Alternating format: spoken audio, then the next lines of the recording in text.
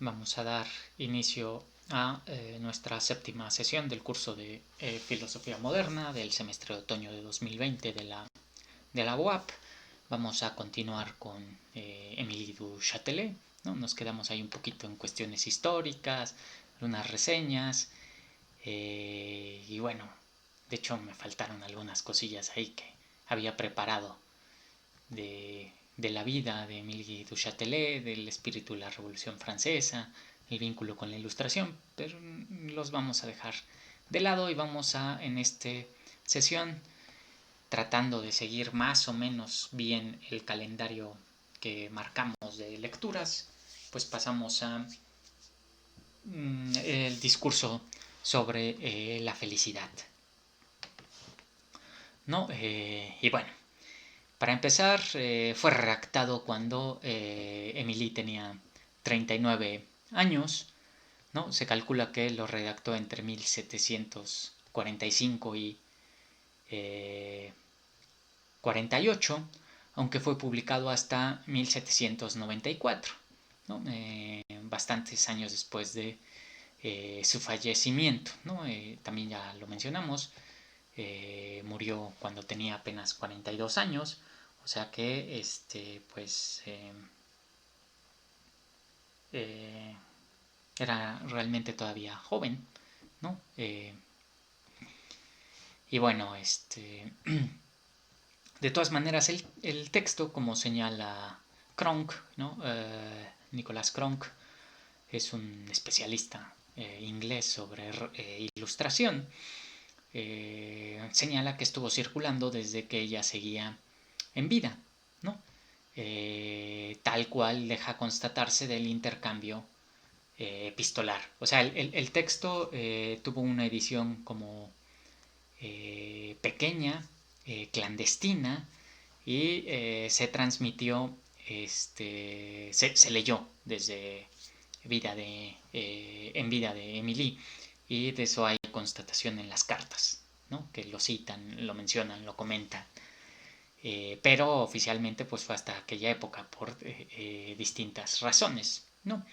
Si demoró tanto también fue por la reserva que existían las costumbres de la época y porque podía poner en apuros al marqués de Châtelet, a Voltaire y a ella misma. Por eso prefirieron reservarlo y ya después su hijo también lo querían publicar póstumamente, pero casi inmediatamente después, y también su hijo no prefirió que se guardara en secreto todavía durante algún tiempo, ¿no? También lo demuestra así la tesis de Robert Mossy, editor de la obra. Bueno, es un editor reciente, justo cuando el texto ya había caído en el olvido. Él realizó una investigación que se llama sobre el concepto de felicidad o algo parecido en el siglo XVIII. No, es sí.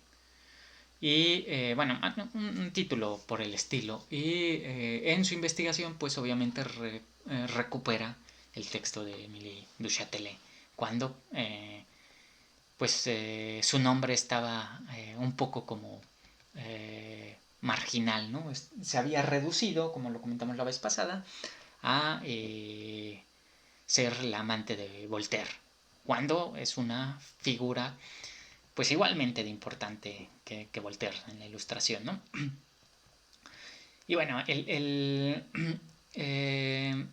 texto debe ser leído desde su contexto como una obra que se opone a la concepción medieval de la felicidad como beatitud, y también se opone a sus posibles sustitutos, ¿no? Una felicidad basada meramente en el placer sensible, postura que representaba en esa época la matriz, o una felicidad basada únicamente en la reflexión, y esta era una postura representada por Maupertuis, con quienes por los demás tuvo intercambio epistolar y discusión al respecto, ¿no? Maupertuis es un matemático muy famoso de la época, que también fue amigo de Émile du Châtelet y con el cual tuvo intercambio epistolar. Y bueno, eso ya mencionamos un poquito en la vez pasada, ¿no? El texto parte de la inevitable tensión entre la prudencia y la ilusión, pues la felicidad tiene que ver con el placer sensible, ¿no? Pues retomando una tradición que viene de Séneca, Horacio. Bueno, Séneca no es que esté a favor del placer sensible, sino la tensión entre prudencia y ilusión. Y Horacio, lo mismo, solo que Horacio, pues sí, a favor del placer sensible, y Séneca no. Bueno, ese es como los autores a los que ella remite, aunque desde luego, como vamos a ver, pues es una discusión clásica, ¿no? Y bueno, en ese sentido le daría razón a Séneca en una parte, porque sí hay tensión entre prudencia e ilusión, pero también le dará razón a Horacio, porque la felicidad tiene que ver con el placer, ¿no? Y placer sensible. Contextualizando ya propiamente el texto en cuestión, podemos decir que se sitúa dentro del espíritu de la época y de las ideas que empujan y mueven principalmente ese siglo. La tesis fundamental de la que parte la obra y toda la reflexión, ya la ilustrada, es la idea de que la felicidad es el mayor placer posible acompañado del menor dolor posible. Que la felicidad sea el placer es una idea que gana fuerza en la ilustración y es una tesis que también defiende, además, Locke, ¿no? De quien Emily era asidua lectora, igual que Voltaire. Y bueno, Hume también, algo parecido, el mismo Voltaire, desde luego, considera la felicidad en ese sentido. Desde luego, con sus matices. Y, y, es en esta tradición en la que se insertan las reflexiones de Madame du Châtelet. Que por cierto, ¿por qué Madame du Châtelet? Se preguntarán. Bueno, pues es la... así la... la conocían y así la conocen, ¿no? De hecho, el texto que les pasé, ¿no? Que está en francés, la edición justo de 1794, pues si ven, ahí en autor viene Madame du Châtelet.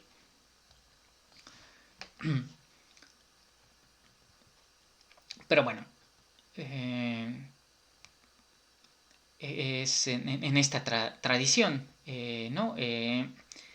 Y pasa lo mismo que con otras cuestiones de la ilustración, ¿no? Varios dicen que la felicidad tiene que ver con el placer y con la sensibilidad, pero pues no están de acuerdo en qué quiere decir placer y sensibilidad. De la misma manera que todos hablan de la primacía de la razón, aunque no está claro qué quiere decir razón, ¿no? Entienden cosas distintas y a veces hasta contradictorias por razón, hasta que viene Kant a poner orden, ¿no? Todo el tiempo estoy diciendo eso, viene Kant a poner orden.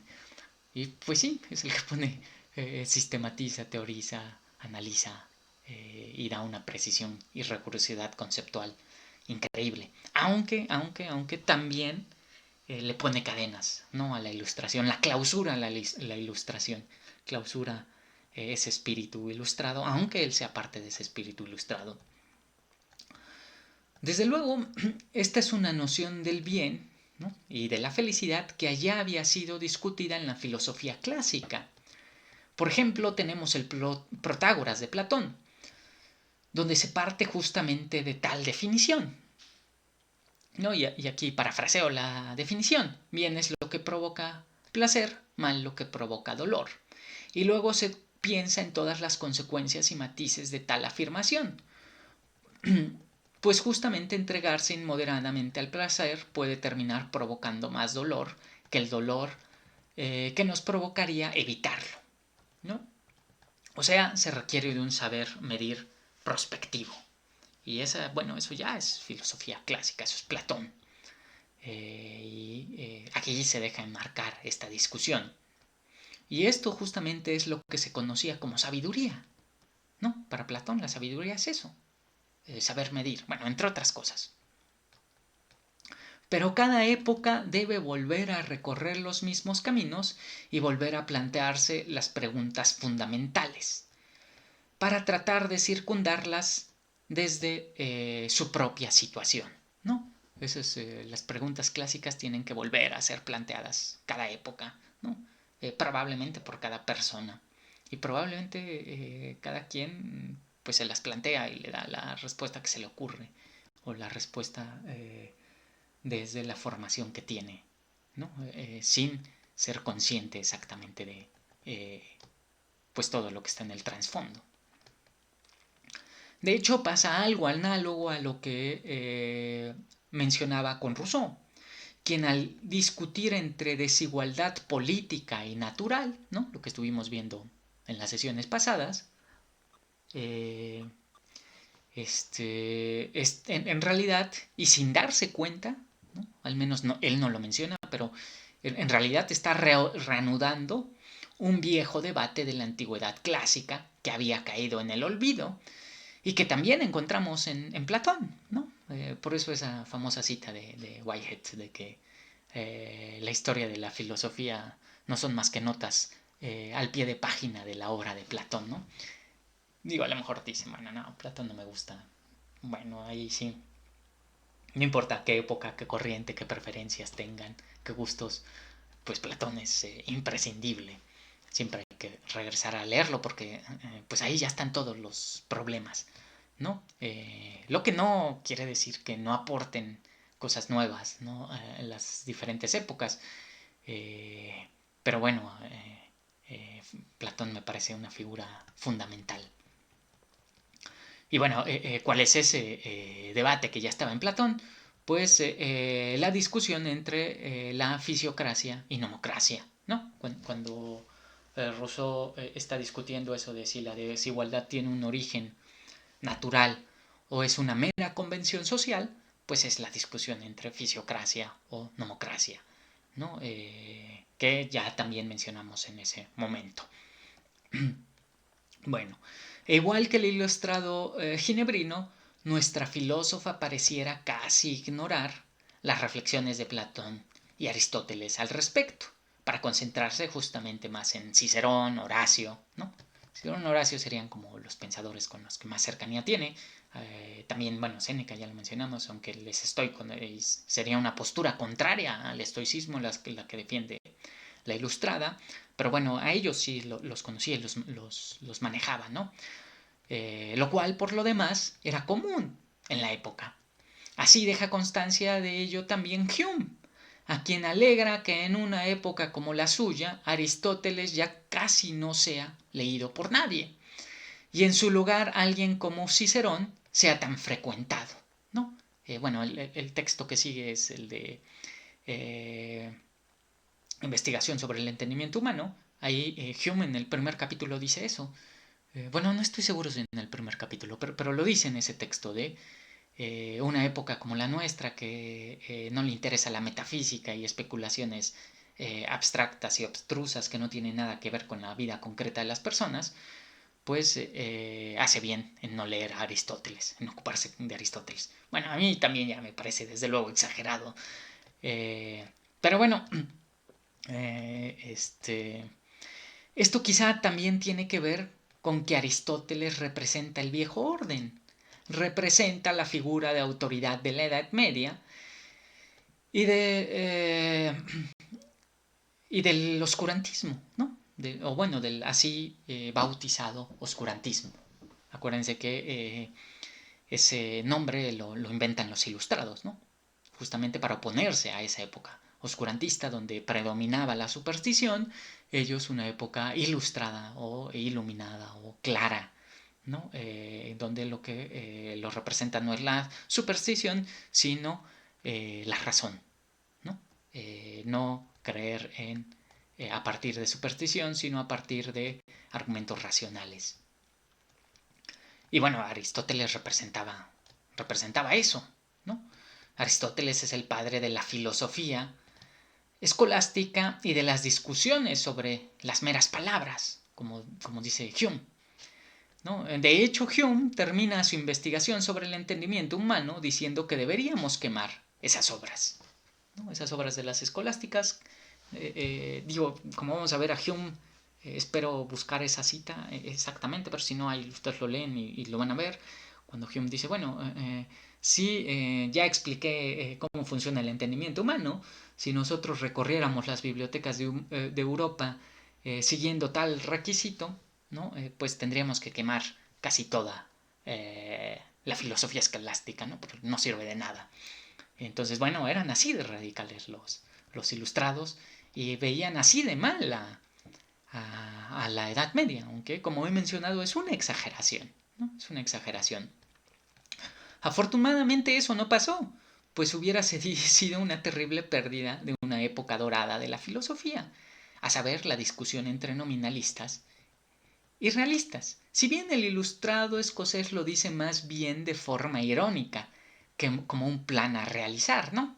También estoy sacando un poquito de contexto ahí su frase, él lo dice un tanto como burla, no lo dice como realmente hay que quemarlas. Pero bueno, el lenguaje pues sí, no me agrada tanto. Como sea, lo importante es que una época como la Ilustrada exige para sí misma volver a pensar los problemas que atañen a la humanidad. Y esto es justo lo importante a resaltar, el cambio de época, porque precisamente empieza a pensarse libremente, a dejar de considerar al placer como pecado y a dejar de creer que el mayor bien al que puede aspirar la humanidad es la salvación del alma la resurrección después de la muerte, ¿no? Que son pues las ideas dominantes, religiosas dominantes, aunque bueno, más bien eran las ideas religiosas dominantes. Han sido minadas desde el Renacimiento y han venido perdiendo fuerza hasta que, bueno, ya en la Ilustración de plano explotan. Explotan a medias porque regresan, ¿no? No es lineal. Pero bueno, se opone a esta tesis dogmática de las religiones reveladas, eh, según la cual los sufrimientos terrenales deben ser pacientemente soportados, pues es por orden divino y para la salvación de todos, ¿no? Entonces, bueno, se opone claramente a esa cosmovisión, a esa perspectiva de heteronomía, de sometimiento, de nosotros solo estamos, nosotros no podemos asumir nuestra autonomía, nosotros no podemos ser mayores de edad usando el lenguaje kantiano, sino necesitamos del pastor, del guía, del tutor que nos diga qué hacer, porque si no estamos perdidos, ¿no? Sin la fe estamos en la ruina. Y bueno, los ilustrados vienen a decir, ¿no es cierto? No necesitamos de nada eso, de nada de eso. Y bueno, de hecho es una discusión que sigue ahí, sigue ahí y es interesante. Aquí pues vamos viendo la perspectiva y la ilustración, con la cual además comparto mucho. Sin embargo, bueno, ahí en el trasfondo hay un debate bien interesante, ¿no? Y bueno, aquí voy a mencionar, aprovecho para mencionar eso ahí de ese movimiento de frena aquí en México, que a algunos da risa, otros se emocionan, no sé. Pero bueno, a mí me parece una cosa rarísima porque tiene unas ideas pues bien de esa época, pero más bien obscurantistas. Están en contra de la autonomía, ¿no? Bueno, yo vi de casualidad una entrevista porque tengo una amiga periodista, ¿no? Fue al plantón y dije, pues sí, voy siguiendo las noticias. No me gusta estar desinformado, pero tampoco soy como fan de estar viendo todo el tiempo. Pero bueno, me llamó mucho la atención ver que en esa entrevista, y bueno, todo ese movimiento, pues tiene este contenido religioso de que nosotros no podemos ser autónomos, que necesitamos una autoridad fuerte, casi casi están a favor de un Estado teocrático. Y dije, no puede ser, ¿no? Pues en qué siglo vivimos. Pero bueno, pues así es el mundo. De hecho, ¿no? Usando una frase ahí husserliana, no es kantiana, ¿no? En la crítica a la razón pura y de, todos los avances que ha logrado la ilustración y la modernidad, a lo mejor acaban siendo pues aniquilados y borrados por una nueva barbarie, una nueva época donde vuelve a predominar la superstición eh, y un orden, eh, un supuesto orden divino, ¿no? Entonces, bueno, nunca sabemos hacia dónde va a como caer, ¿no? De qué lado va a caer o de qué lado va a seguir el curso de la historia. ¿No? Por un lado está eso, pero por otro lado pues también hay un movimiento, a lo mejor ese es mucho más importante, ¿no? Porque el de Frena es marginal, no sé por qué le dan tantos reflectores, aunque por otro lado, pues aunque sea marginal, me parece terrible que siga habiendo ese tipo de pensamiento en nuestra época. Bueno, ellos lo defenderían, ¿no? Ese es un debate, ese sería un debate bien interesante. Si tiene hasta qué punto se puede permitir un pensamiento que acabaría negando a los otros y sometiéndolos a un orden pues dogmático ya establecido, ¿no? Pero bueno, al mismo tiempo tenemos también un movimiento feminista como muy fuerte, que se sería más cercano a aspiraciones ilustradas, aunque desde luego ya no es lo mismo, pero bueno, tendría más simpatía con la ilustración, y entonces pues, quién sabe hacia dónde se vaya a ir ¿no? El curso de nuestra historia como país. Pero bueno, el centro de reflexión de los ilustrados e ilustradas dejan de ser las promesas de una vida futura y la búsqueda de la santidad a costa de soportar todo el sufrimiento posible. El ideal deja de ser aspirar a ser un mártir o una santa, ¿no? Entonces, pues sí, Emilio de Châtelet no le interesa ser una alcanzar la beatitud, la santidad. ¿Para qué? Eso no sirve, ¿no? Desde esta perspectiva, obviamente pueden leer ahí la clase pasada mencionaba a Teresa de Ávila, ¿no? Que es Santa Teresa. Bueno, a ella sí le interesaba eso, ¿no? Pero bueno, en esta época está perdiendo eso. En lugar de ello se vive un redescubrimiento y revaloración de lo terrenal y de lo sensible, ¿no? El cual, por cierto, empieza en el Renacimiento, ¿no? En el Renacimiento viene esto de, bueno, eso de la vida futura y paraíso. Está bien como cuento, pero como que mejor no le hacemos caso. Eh, Estas ideas vienen en clara oposición al orden moralista establecido y severamente impuesto tanto por la Iglesia como por las leyes e instituciones políticas. Orden que ciertamente está a punto de caer, ¿no? Bueno, y si no de caer, al menos de sufrir una fuerte conmoción desde su interior, ¿no? Porque en realidad no acaba por caerse ese orden, ¿no? Y de hecho hay una especie de contrarrevolución conservadora que es la que acaba ganando, ¿no? Acaba ganando el liberalismo, pero en la parte política, en la parte moral no acaba ganando el liberalismo. De hecho, seguimos entrampados en esa discusión, ¿no?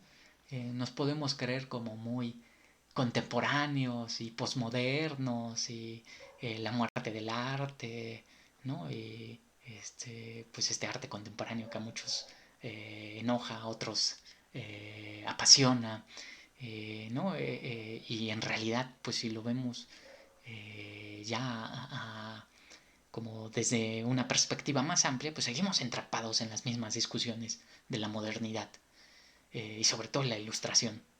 No, no hemos pues sí, avanzado gran cosa, ¿no?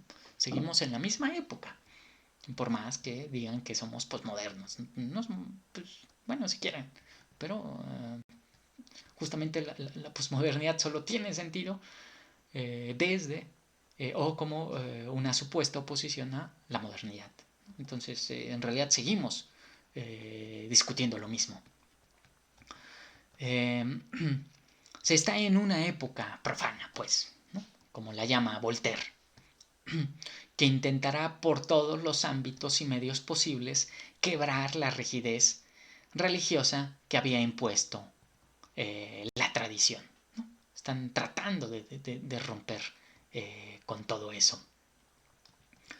La cita que bellamente ejemplifica esto es la del arquitecto, bueno, es una paráfrasis, ¿no? Diseñador de los jardines de Versalles, Lenotre, a quien la marquesa cita. ¿no? Y abro comillas. Si nos atreviéramos a pedirle algo a Dios, serían pasiones. Y Lenotre tenía razón de pedirle al Papa tentaciones y no indulgencias. Fin de la cita, ¿no? Por cierto, era el Papa Inocencio XI. A esta tradición de ruptura pertenecen también los llamados libertinos franceses del siglo XVIII, ¿no? Como el citado Lamartine, quienes se vuelven también el blanco de las críticas de la pensadora, ¿no? Bueno, es más que probablemente dentro de esa tradición pudiéramos colocar a alguien como una figura como el Marqués de Sade, ¿no? Aunque bueno, él es más literato. Pero bueno, aquí los ilustrados, la frontera entre filósofo, poeta, literato, pues se vuelve muy difusa, ¿no? Pues el mismo Voltaire escribía obras de teatro, novelas, cuentos, poesía, ¿no? Ensayos filosóficos. Bueno, Emilio Chatelet escribía ensayos matemáticos de física, al mismo tiempo que textos, reflexiones sobre la felicidad, ¿no? Reflexiones metafísicas, también tiene sobre el origen del cosmos, si hay unidad, no hay unidad, si hay conocimiento a priori, no hay conocimiento a priori, ¿no? Todo eso está ahí condensado, por cierto, en las instituciones de la física que mencionábamos como probablemente la obra maestra de la ilustrada. Entonces, pues está mezclado, ¿no? Está mezclado. Pero bueno, justamente viene ese rompimiento y dentro de ese rompimiento hay unos que se los conoce así, como con los libertines franceses. Y de hecho a Emily pues la catalogan dentro de eso, aunque bueno, ella no está dentro de eso, ¿no? La catalogan un poco como para desprestigiarla. Pero bueno, más bien ella se opone a esa traición. Se opone tanto a una visión de la felicidad que tiene que ver con la felicidad de la vida futura, como una felicidad reducida únicamente al placer sensual, como una felicidad reducida únicamente al placer intelectual, ¿no? Ella se opone a todas esas tradiciones y de hecho está discutiendo con ellas, con esas tradiciones y con esas corrientes. Y bueno, si el texto alaba las pasiones por encima de la razón, ¿no? Si ya leyeron el texto, pues sí, alaba las pasiones. El placer por encima de las faltas de pasiones, entonces no contradice la idea de que la fe en la razón, hay fe en la razón, es la característica esencial de la ilustración. Veremos que no. Así tanto Locke como Hume y Voltaire afirmarán que la felicidad y la virtud no tienen que ver con la razón, sino con otra facultad, o sea, con el sentimiento, que es lo que nos permite tener sensaciones de placer agradables y de dolor desagradables. Entonces, bueno, está dentro de esta tradición. Que por cierto, en ese sentido, Kant sí no comparte con esos ilustrados, ¿no? Para Kant sí tiene que ver la felicidad y la moral con la razón, aunque con la razón en su sentido práctico. Y bueno, pero bueno, eso sí no lo vamos a ver, porque no vamos a ver eso de Kant. Pero lo quería mencionar. No se olvide que la reflexión en torno al bien y la felicidad también es típicamente filosófica, ¿no? Si dicen, bueno, es que eso qué tiene que ver con la filosofía. Bueno, eso es clásico. De hecho, la ética tiene por objetivo, tal cual la concibe Platón y Aristóteles, ¿no? Aunque bueno, no la conciben exactamente igual, pero en el fin tiene el mismo fin, y su fin es procurarnos una vida buena, bella, ¿no? Y agradable de ser vivida, para decirlo platónicamente. Que todos aspiran a llevar una vida feliz es algo que se daba por supuesto en la época clásica, ¿no? Todas las cosas aspiran por naturaleza al bien, ¿no? Así empieza la ética. Bueno, no empieza, pero casi al principio de la ética nicomaquea. Aristóteles dice algo parecido. Y Platón dice algo parecido en el Protágoras, ¿no? Y bueno, en varios textos. Eh, la pregunta es, ¿por qué tan pocos pueden serlos, no? Porque dan por hecho que todos aspiran a hacerlo. Ahora, ¿por qué todos? Bueno, no porque todos, pero porque la mayoría fracasa, ¿no? Se pregunta ahí Aristóteles, Platón.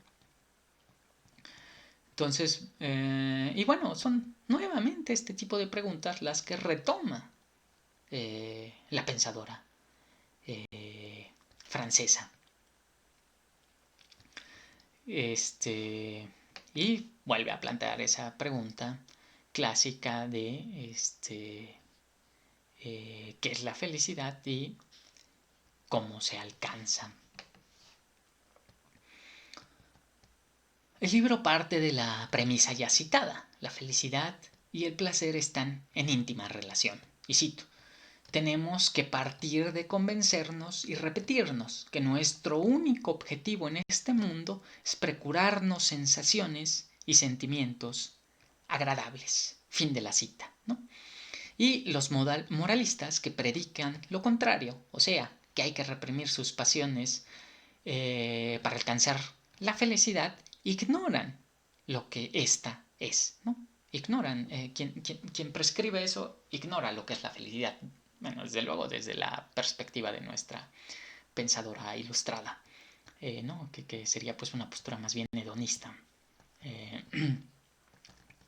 A la filosofía debe importarle no solo vivir por vivir, sino preguntarse cuál es el mejor modo de vida, ¿no? Recuérdese aquella famosa frase platónica que aquí parafraseo: no se trata de mantener la vida a cualquier costa, sino una vida que sea digna de ser vivida. Una vida que no reflexiona sobre sí misma no vale la pena ser vivida, ¿no? Eso es de la apología de Sócrates, la apología de Sócrates de Platón.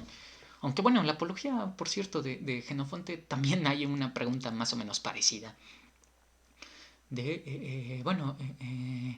Sócrates es condenado a muerte y se pregunta, bueno, lo más importante no es seguir en vida a costa de lo que sea, ¿no? A costa de corromper jueces o de exiliarse, sino preguntarse cómo se puede llevar una vida que sea digna de ser vivida.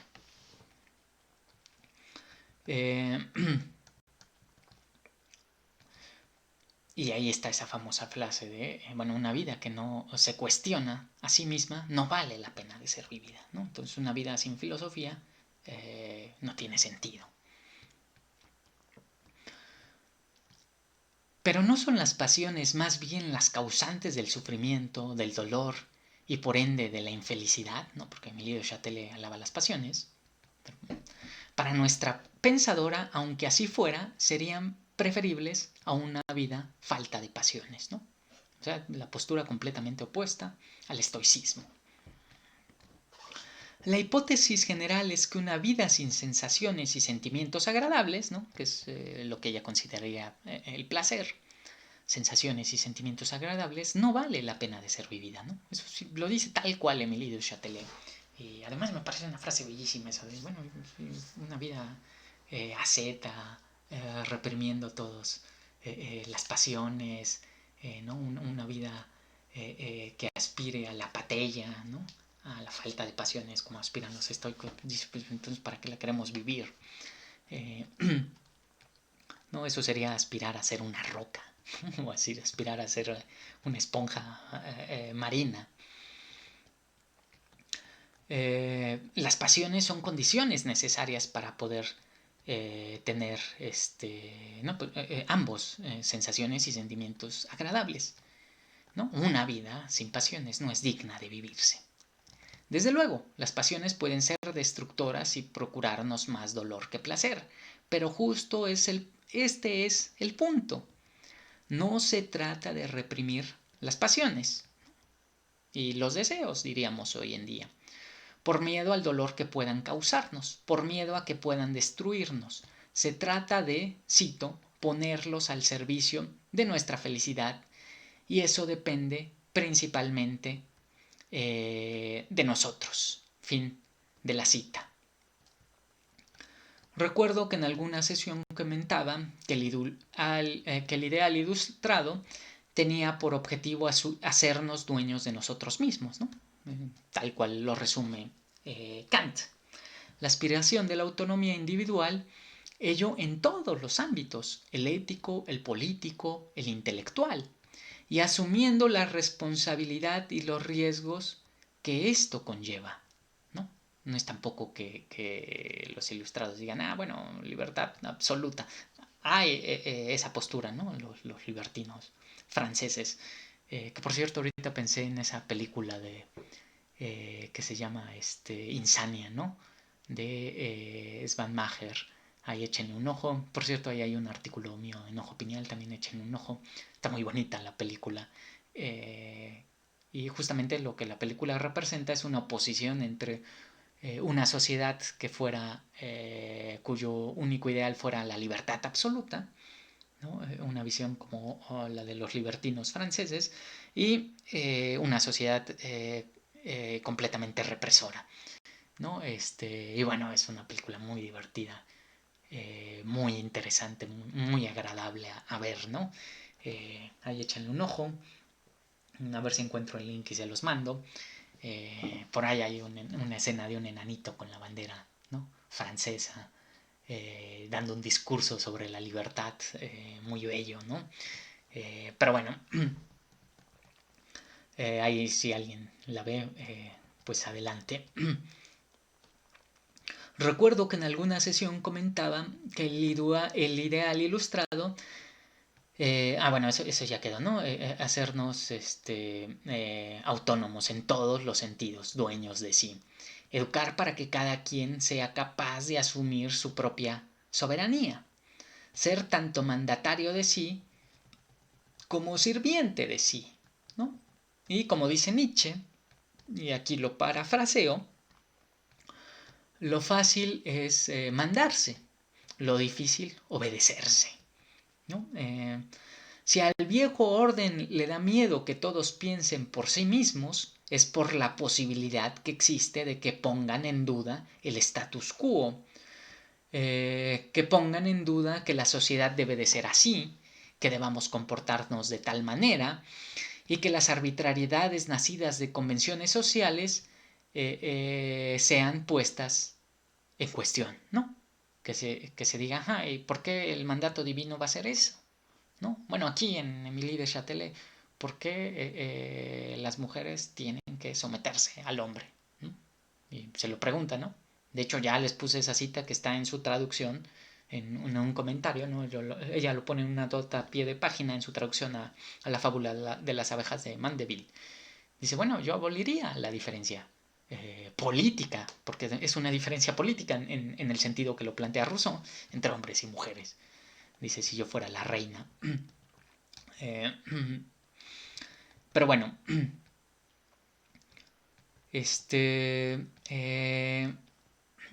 justo porque la ilustración lo que dice es que si no puedo demostrármelo racionalmente, ¿no? Aquello que me dice la autoridad o aquello que me dice la religión, entonces no es válido, ¿no?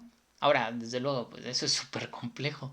Eh, ¿Cuáles son los criterios para determinar que es así o asá? Eso es súper complejo. Ahora, no por eso debemos de dejar de aspirar a esos ideales ilustrados, ¿no? Yo seguiría apostando a esos ideales ilustrados. Simplemente digo, es mucho más complejo, no es tan simple.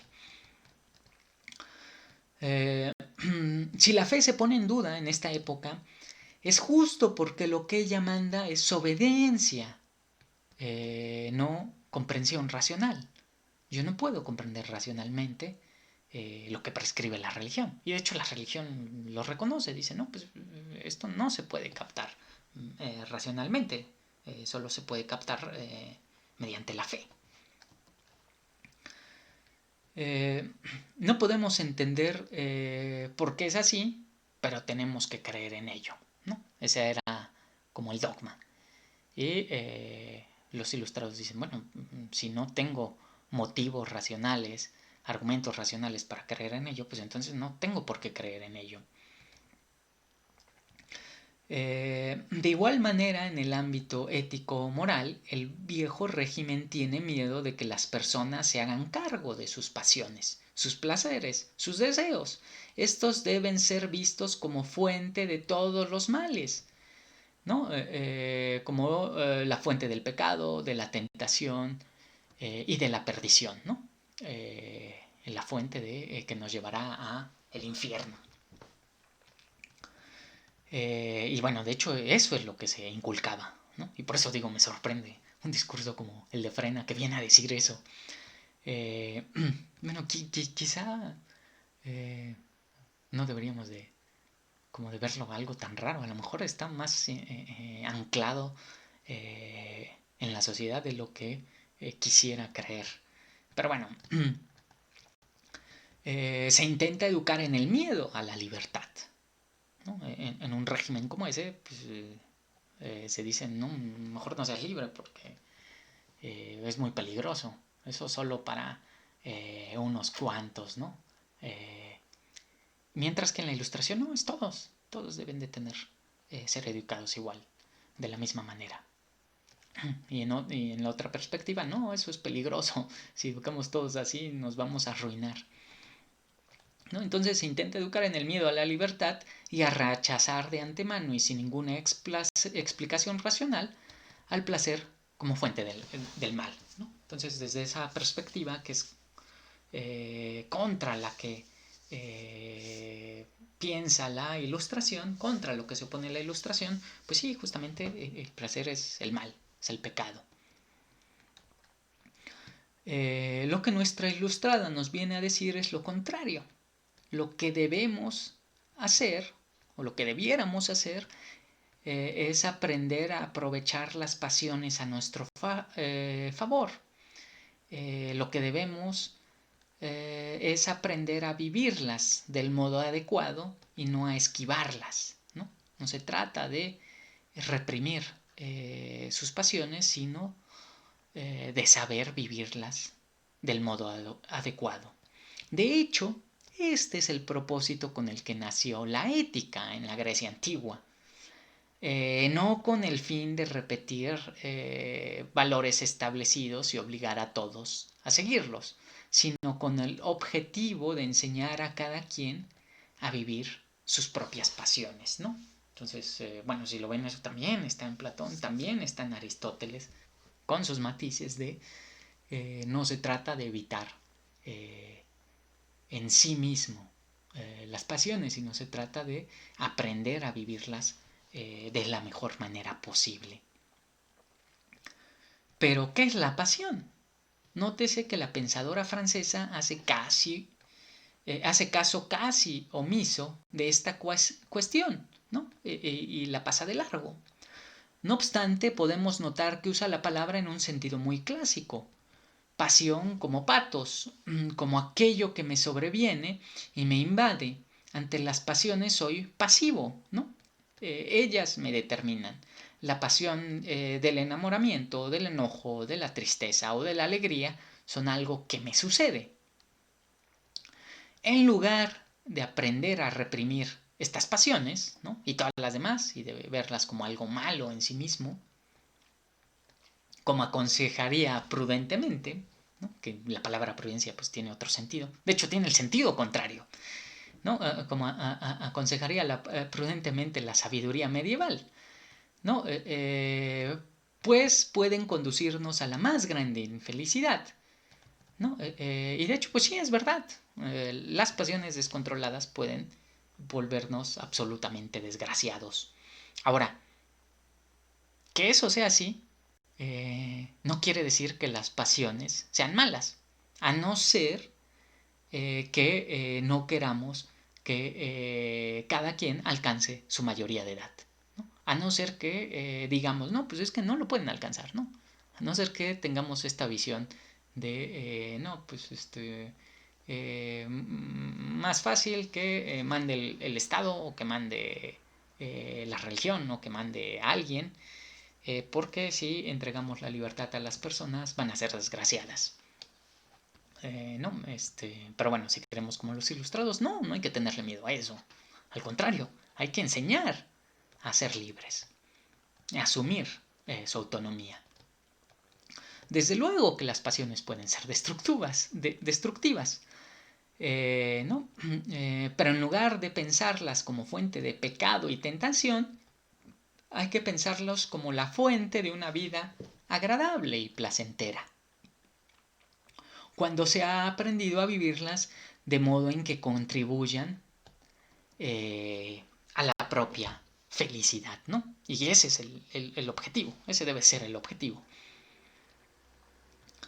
Pero ¿cuál es ese modo adecuado de vivirlas?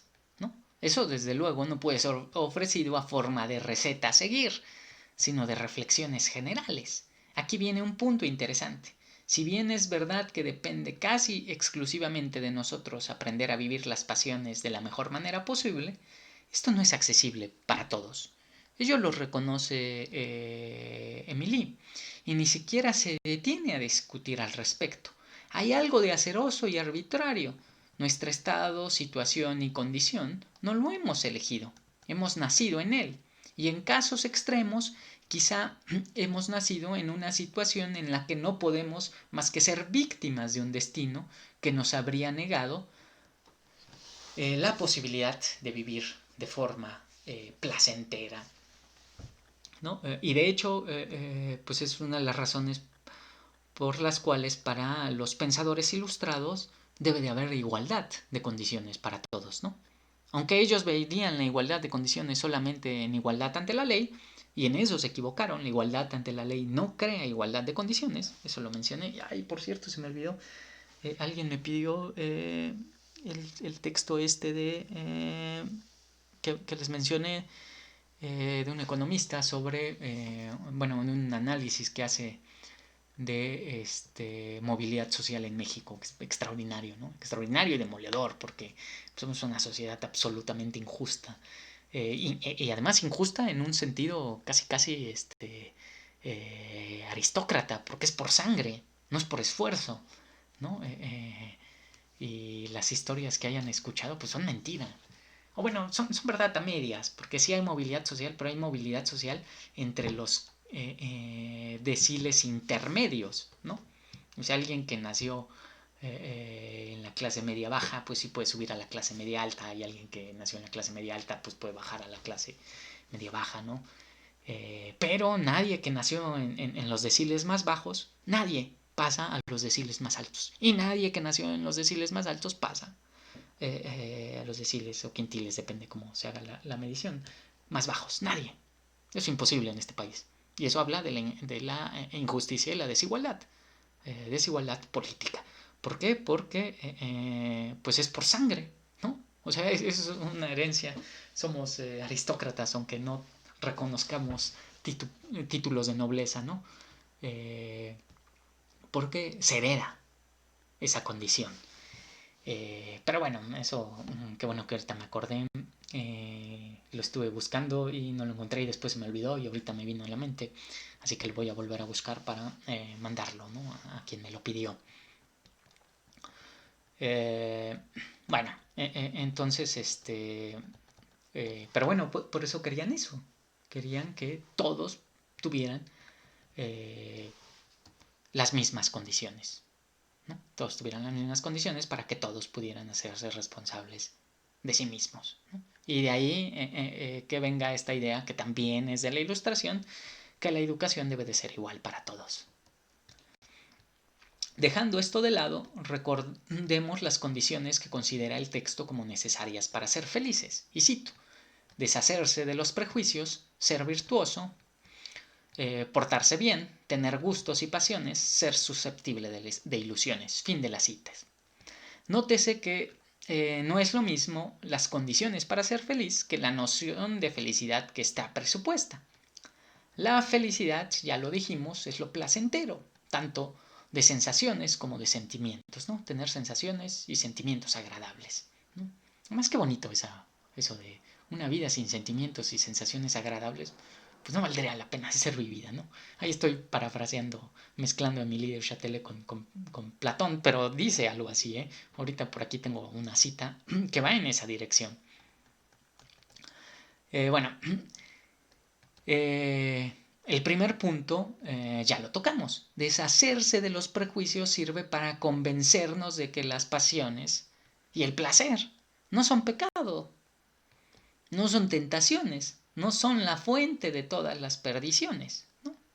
¿No? Si nosotros vemos ¿Por qué es necesario, según Émilie du Châtelet, deshacerse de los prejuicios? Porque si nosotros tenemos un prejuicio que nos dice el placer es malo, pues entonces no voy a poder disfrutar el placer. Y no voy a poder ser feliz, ¿no? Eh,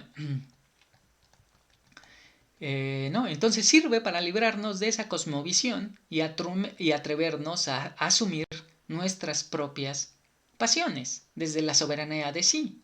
Y nunca hay que olvidarlo, haciéndose responsables de los riesgos que implica, ¿no? O sea, no es todo rosa.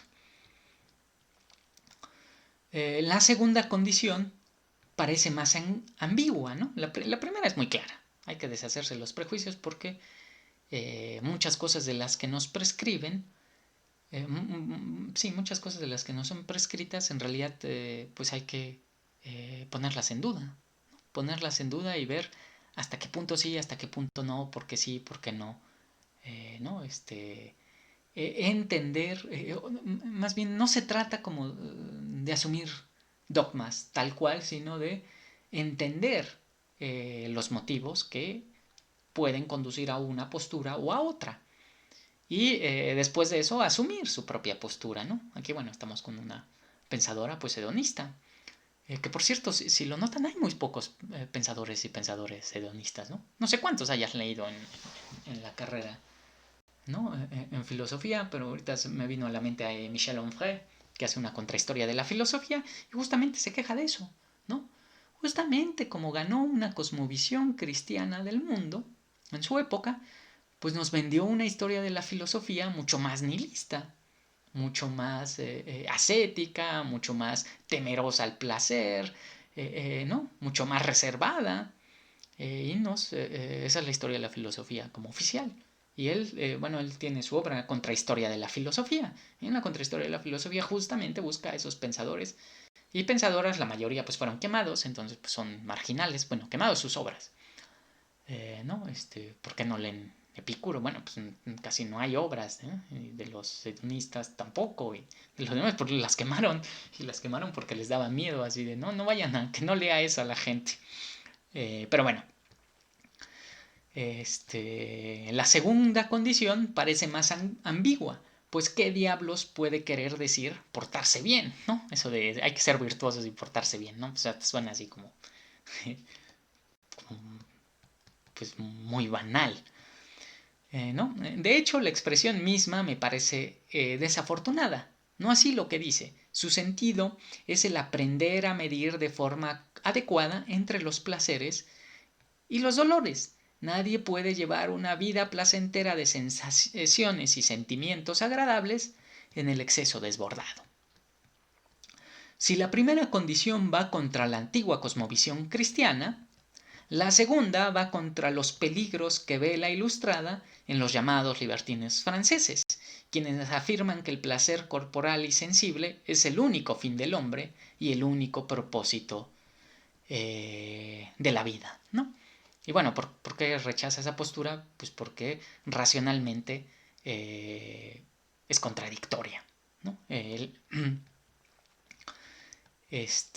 argumento para refutarlos es simple y tan antiguo como la filosofía misma, ¿no? De hecho, el argumento para refutarlos es el mismo argumento que usa Platón en el Protágoras, ¿no?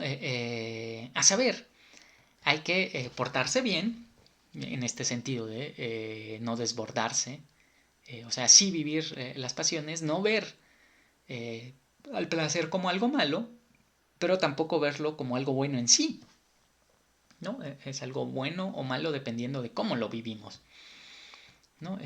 Aunque bueno, lo que tenemos que hacer es justamente atender una vida placentera, ¿no? Pero bueno, es decir, saber medirse, pues de lo contrario el exceso será destructor.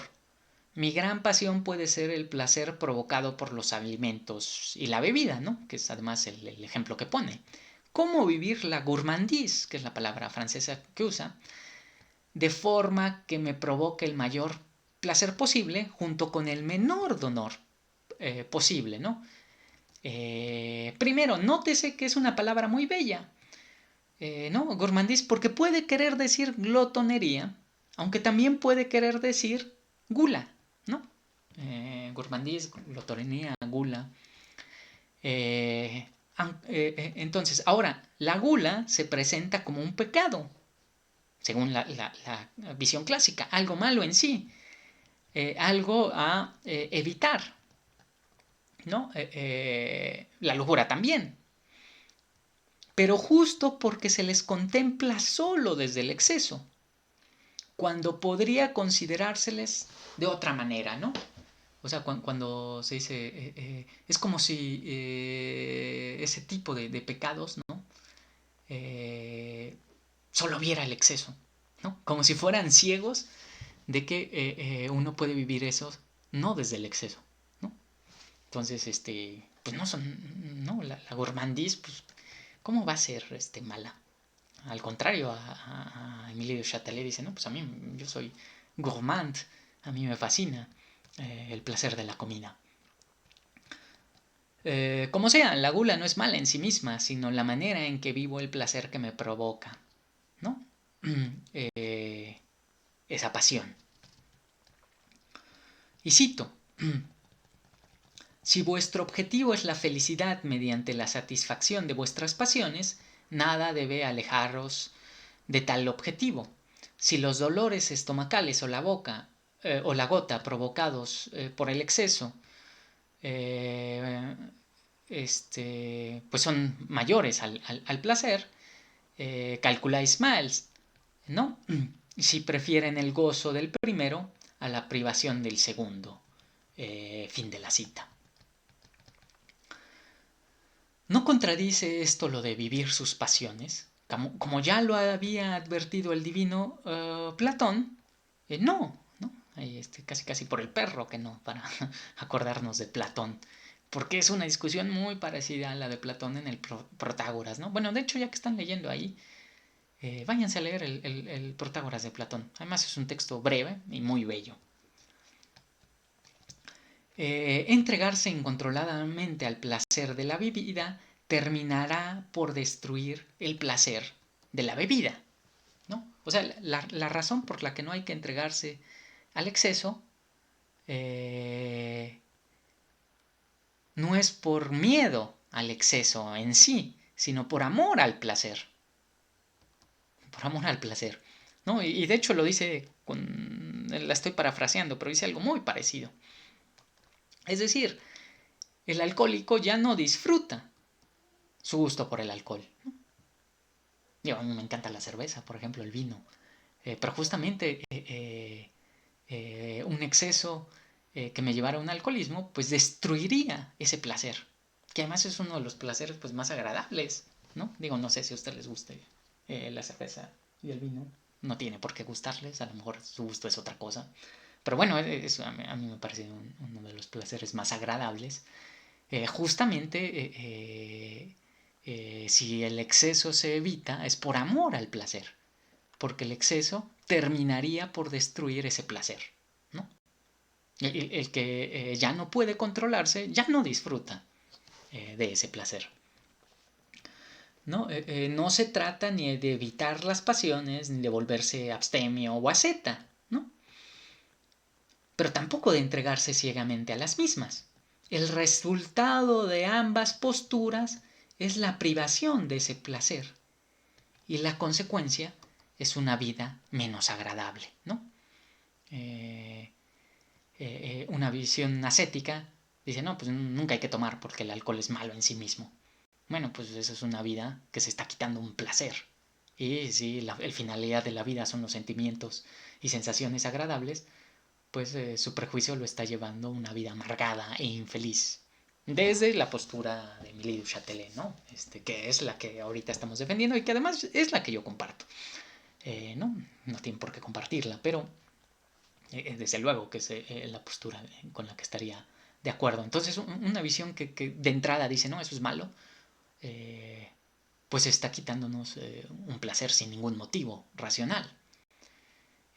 Una postura que nos dice, no, pues hay que entregarnos sin control a ello, pues también nos va a llevar al dolor. ¿No? Cualquiera de las dos posturas nos arruina el placer. nótese que son las mismas reflexiones que ya estaban en la filosofía clásicas y que son redescubiertas y vueltas a pensar. Las cuestiones fundamentales tienen que ser planteadas por cada época, ¿no? Lo vuelvo a repetir. Y por cada individuo, ¿no? Cada quien tiene que volver a plantearse esas preguntas, ¿no? ¿Qué tipo de vida quiero llevar y cómo hacerlo, ¿no? Ojalá y eso aprendiéramos, ¿no? La filosofía debería de servir para eso, ¿no? En la prepa que se supone que enseñan filosofía, bueno, no se supone, sí enseñan. Y de hecho hay buenos profesores, hay algunos muy buenos. Pero bueno, la cosa es que, pues, la verdad no sirve como debiera servir y por muchas razones, ¿no? Ahí es una mezcla de razones, pero bueno, eso sí me parece fundamental que todos tuvieran un mínimo de formación que dijera, bueno, hay esta perspectiva, los estoicos dicen tal cosa, los epicúreos dicen tal cosa, los helenistas dicen tal cosa, los ilustrados tal cosa, qué tipo de vida se adecua más a tus propias aspiraciones, ¿no? Pero bueno, y bueno, en este sentido también me gusta mucho de los ilustrados, de Émile du Châtelet, y bueno, no solo de los ilustrados, de la modernidad en general, aunque no de todos los modernos, ¿no? Pero bueno, de algunos, o casi de la mayoría, lo que me gusta es que ven a la filosofía no como una profesión que se dedica a trabajar con conceptos y argumentos, ¿no? Que sería una visión como academicista, sino la ven como un modo de vida, ¿no? No se trata solo de un trabajo de anticuario que guarda conceptos y libros antiguos, ¿no? Sino se trata de una discusión viva respecto a lo que esos conceptos quieren decir, ¿no? No recuerdo si con ustedes leí el Protágoras o no, pero bueno, a mí es un texto que me gusta dar, me parece muy bello, váyanlo a leer, y justamente un tanto de broma, ¿no? Pues les preguntaba a los de primeros semestres, ajá, ¿ustedes a qué se dedican? ¿No? ¿Qué están aprendiendo? ¿No? Cuando se meten a filosofía, ¿no? Y esto parafraseando el Protágoras. ¿No? ¿A qué se dedican? ¿Qué es lo que vienen a aprender cuando... o qué es lo que creen que van a aprender cuando se meten a filosofía? ¿No? Entonces, eh, lo pongo porque en el Protágoras el diálogo, ¿no? Platón, bueno, ya saben que el personaje casi siempre es Sócrates, ¿no? Platón en boca de Sócrates dice, bueno, ¿para qué quieres ir a ver a Protágoras? ¿Qué te va a enseñar? ¿No? Dice, pues me va a enseñar a ser virtuoso. Y dice Sócrates, ah, qué bello. ¿Y eso qué es? ¿No? Vamos a ver. Yo no sabía que eso se podía enseñar. Y bueno, el diálogo es muy bello y gira en torno a la virtud y al placer, ¿eh? Y tiene esta misma idea de aprender a medir los placeres. Y de hecho, una concepción de la felicidad del bien muy parecida a la de Émile du Châtelet. ¿No? Ahora es el joven Platón. El Platón de madurez de la República, pues ya es una visión un tanto más moderada y distinta. Pero bueno, el del Protágoras es muy bello y un tanto, ajá, ya para acabar esa anécdota que me parece muy bella y que va en esto de ver a la filosofía como un modo de vida y como algo, como una reflexión vital de todos los hombres, ¿no? ¿No? Bueno, si quieren, de todos los hombres y de todas las mujeres, que plantea las preguntas fundamentales de la existencia. Y no solo como la formulación de argumentos y el análisis conceptual. Ahora, la formulación de argumentos y el análisis conceptual es lo que nos da rigurosidad, ¿no? Es lo que nos diferencia de reflexiones pues arbitrarias, ¿no? O sin sustento. Pero si nos concentramos solo en esa parte formal, pues perdemos el espíritu mismo de la filosofía, ¿no? Y ahí en ese Sócrates le dice, bien, Si fuéramos a ver a un escultor, pues sabríamos que nos va a enseñar a hacer esculturas, ¿no? A lo mejor no nos volvemos los mejores escultores, pero nos va a enseñar a hacer esculturas. Si fuera con un citarista, sé que me va a enseñar a tocar la cítara. A lo mejor no me vuelvo el mejor citarista, pero voy a aprender a tocar la cítara. Y así, si voy con un cocinero, pues me va a enseñar a cocinar. Un maestro de gimnasia, pues va a entrenar mi cuerpo. Pues si voy con un sofista, ¿qué me va a enseñar? O con un filósofo. Eh, y bueno,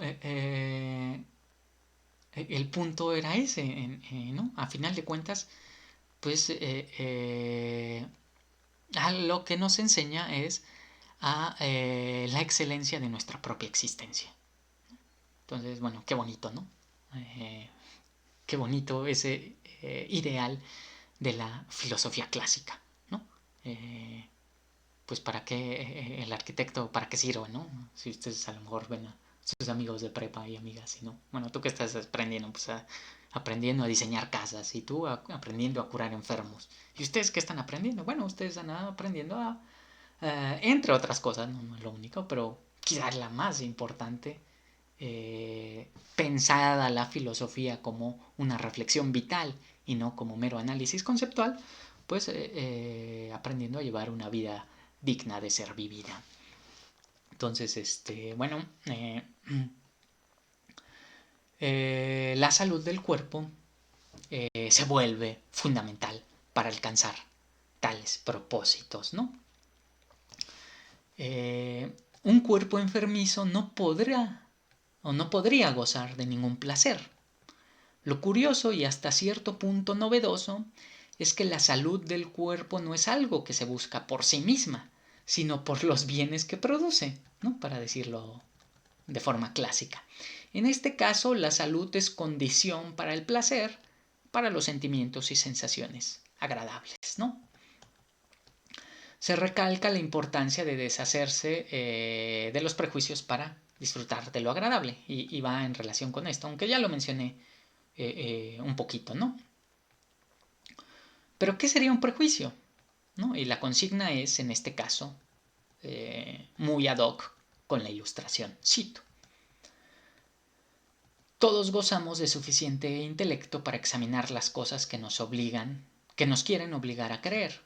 Quien dice prejuicio dice una opinión que se ha recibido sin ser examinada, ¿no? Y no se trata de criticar prejuicios concretos, sino en general, pues son opiniones recibidas y aceptadas como verdaderas sin haberlas sometido a un análisis y reflexión racional, con el fin de saber qué tan creíbles, probables y fundamentadas están, ¿no? El prejuicio más temido por los ilustrados es el de la superstición, pues consideran que es el más dañino. De hecho, sus consecuencias negativas tienen que ver tanto con cuestiones epistemológicas como con cuestiones prácticas. Si tenemos que librarnos de ellos es porque son obstáculos para una vida agradable, ¿no? Y aquí viene esto de portarse bien, ¿no? Que bueno, tiene que ver con la virtud, es eso de en el sentido clásico, no caer en el exceso, ¿no? Y habría que agregarle no caer en la carencia, porque en las dos vamos a llevar una vida que nos va a privar de placer, ¿no? El abstemio pues está renunciando al placer de la bebida, el alcohólico ya no lo disfruta. Y de ahí viene esto de sin que ello implique contravenir los buenos modales o recato, ¿no? Bienséance es la palabra en francés. De hecho, el recato y los buenos modales los considera una virtud, aun cuando reconoce que son meras convenciones sociales y que varían de país en país según la edad, la región, las personas, ¿no? No son los mismos para todas las épocas y todas las culturas, son arbitrarios. El punto es adaptarse a esas convenciones en las que se está y respetarlas como parte de las reglas del juego. Pero respetarlas no quiere decir obedecerlas, ¿no? O sea, solo justo como eso, no como algo que deba de ser venerado y respetado en sí mismo, no como algo verdadero, eterno, porque además no lo es.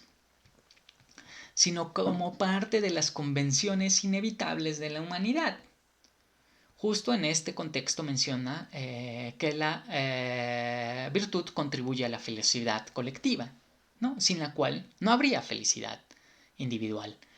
Desafortunadamente no abunda al respecto, aunque creo que se deja entender que está en relación con esto de los buenos modales, que no me gusta tampoco esa palabra, pero bueno, lo que quiere decir sí lo entiendo. Es decir, con las convenciones arbitrarias que permiten la convivencia pacífica entre todos y que no son más que eso, no reglas de vida o principios firmes, ¿no? Y también esto hay que entenderlo en ese contexto de vigilancia y de censura social en el cual vive, ¿no? Hay que rechazar los prejuicios de la época. Por ejemplo, que el que juzga que una mujer no debe entregarse al estudio o al placer, ¿no? Sin por ello romper con todas las convenciones establecidas. ¿Por qué romper con todas las convenciones establecidas? Pues en realidad nos va a llevar a más desgracia que placer. Desde esta lógica de la marquesa. Desde esa lógica de la marquesa. Pero bueno, no, además imagínense, ¿no? En 1700 una mujer hablando de que la felicidad es el placer y que hay que aprender a disfrutar de la vida. Pues obviamente por eso para ciertos actores fue un escándalo y a Emily no la querían. No la querían, pero bueno, creo que más o menos ya llevamos tiempo, pero aprovecho, aunque ahora sea un poquito más largo, por lo menos acabar esta idea. Yo creo que le vamos a tener que dedicar otra sesión más al texto. Pero bueno, el miedo al vicio y la razón para evitarlos es porque producen más dolor y sufrimiento que placer, ¿no? Como lo habíamos dicho. Lo que me recuerda a la frase de un antiilustrado, ¿no? De uno de los pensadores reaccionarios más interesantes, ¿no? Nicolás Gómez Dávila, ¿no? Por cierto, un pensador colombiano muy interesante, muy reaccionario, ¿no? Ni siquiera conservador, reaccionario, pero bien interesante. Que en este respecto decía, quien no ama la virtud por sí misma terminará amándola por miedo al vicio, ¿no? Aunque justo en este contexto vuelve a resaltar su postura, pues no se trata simplemente de evitar el dolor y el sufrimiento, como también lo sostienen otras corrientes filosóficas, sino de procurarse lo agradable y placentero. Casi diría que estamos ante una antiestoica, ¿no? El fin de la vida no es alcanzar la patella, ¿no? La falta de pasiones, ¿no? Los estoicos, que por cierto también es muy lindo leer los estoicos, a mí me fascina leer ahí Marco Aurelio, sobre todo Marco Aurelio, Epícteto, ¿no? Me fascinan leerlos, pero bueno, pues su aspiración sí es justamente esa patella y que nada me perturbe. No, y aquí esta visión dice, ¿cómo que nada me perturbe? Eso sería una vida aburrida. No se trata de volverse imperturbable ante lo que nos sucede alrededor.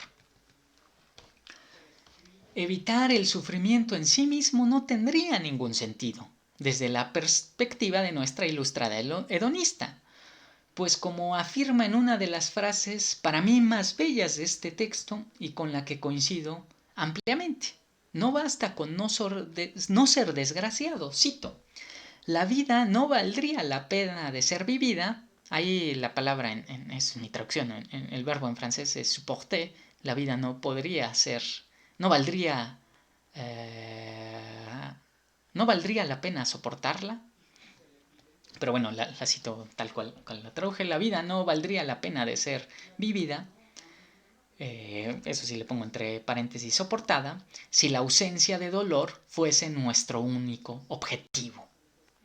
La nada sería más deseable que la mera ausencia de dolor, ya que es justamente el estado en el que menos se sufre.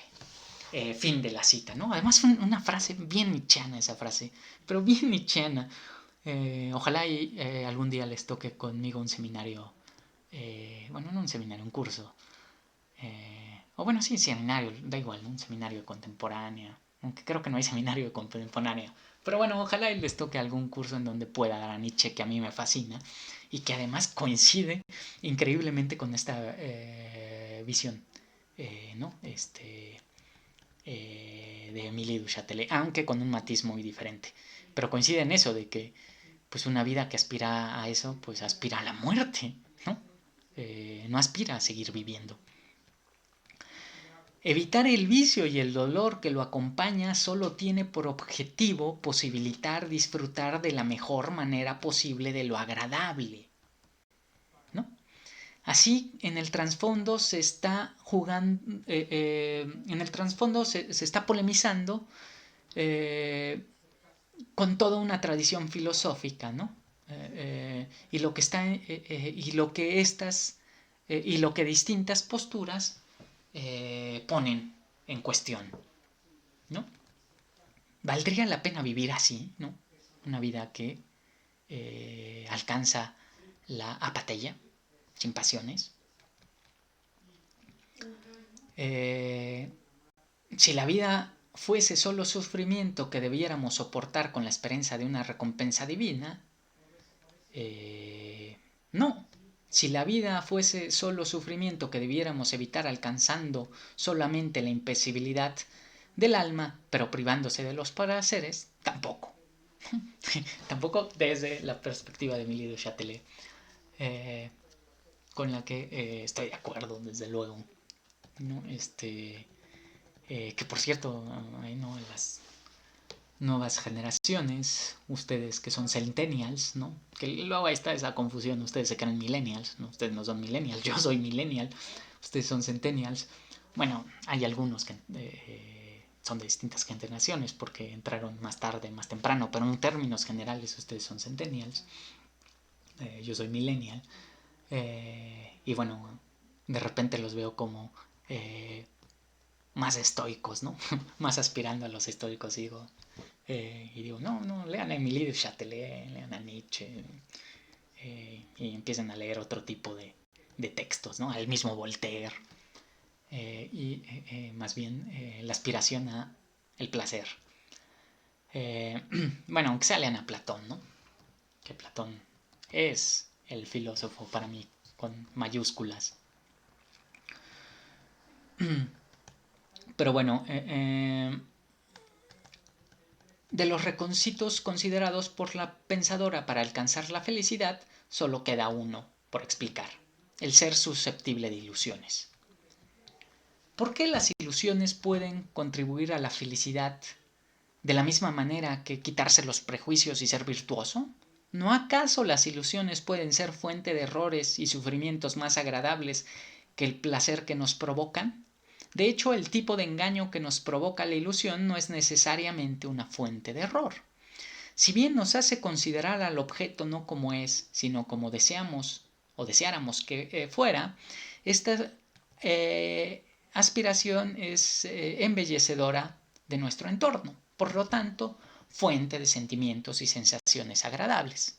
Desde luego, al igual que con la virtud y la eliminación de los prejuicios, no es un bien en sí mismo, sino un medio para poder disfrutar de la mejor manera posible. El ejemplo que pone parece bastante baladí, sin embargo lo considero muy interesante, sólido y profundo, ¿no? De hecho me gusta mucho ese ejemplo. Menciona que gracias a que se deja llevar fácilmente por la ilusión es que puede disfrutar a fondo, y más que la mayoría, del espectáculo de las marionetas. Justamente nuestra vida no se reduce a la contemplación de las cosas tal cual son, sino tal cual nos las imaginamos, deseamos, consideramos. De lo contrario estaríamos ante un espectáculo monótono y gris, ante una vida aburrida y dolorosa. ¿Cómo podría disfrutar de una buena obra literaria, de una película, o para ponernos más banales, ¿no? Si quieren, de un partido de fútbol, sin dejarme llevar por la ilusión y la imaginación? Si solo redujera mi vida a la contemplación de las cosas tal cual se presentan, lo que por lo demás es discutible qué quiera decir ello, entonces sería incapaz de disfrutar de una pieza de teatro. No podría dejarme envolver por lo que ahí se desarrolla, sería incapaz de conmoverme ante la tragedia del personaje o reír ante lo cómico de una situación, pues justamente diría, es solo una representación. En realidad no está pasando, en realidad ese personaje no está muerto, etc.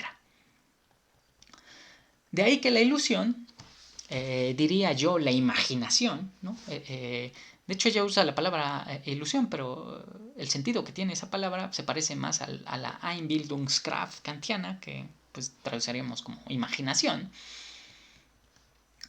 que es la facultad que nos permite ser susceptible de ilusiones, sea fundamental para una vida agradable. No basta con obsesionarse por mirar el espectáculo del universo tal cual se somete a las leyes meramente mecánicas y matemáticas.